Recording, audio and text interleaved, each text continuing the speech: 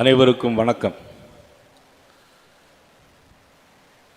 மேதகு இந்திய குடியரசு துணைத் தலைவர் மாண்புமிகு சிபி ராதாகிருஷ்ணன் அவர்களே, மேதகு ஆளுநர்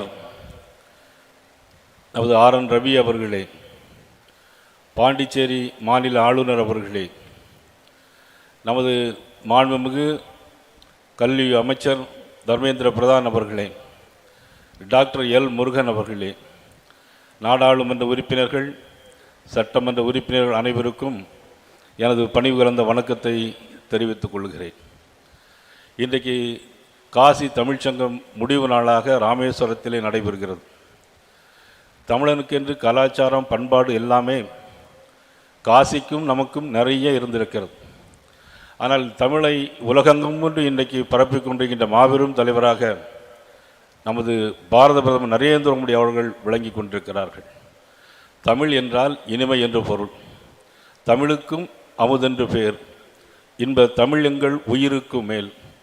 தால் பால் தமிழ் பால், பாலுக்கும் தமிழென்று பொருள்.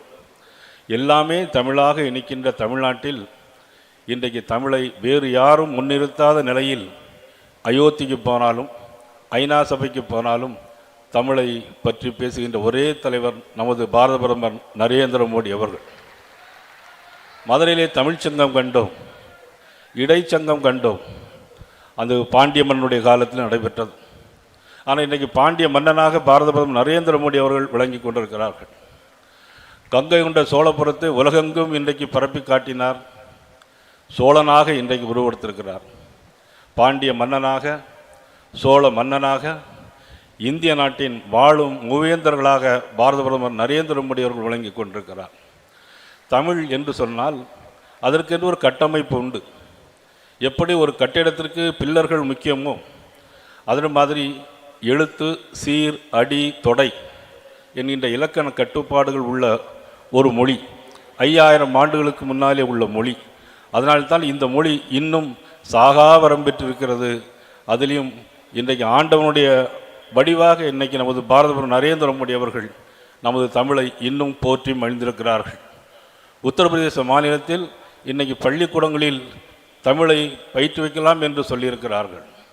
ஒவ்வொரு கருப்பொருளாக 4வது ஆண்டு தமிழ்ச்சங்கத்தில் இன்றைக்கு கருப்பொருளாக எல்லா மாநிலங்களிலும் தமிழ் மொழியை கற்க வேண்டும் என்பதற்காக பாரத பிரதமர் நரேந்திர மோடி அவர்கள் இன்றைக்கு உத்தரவிட்டிருக்கிறார்கள்.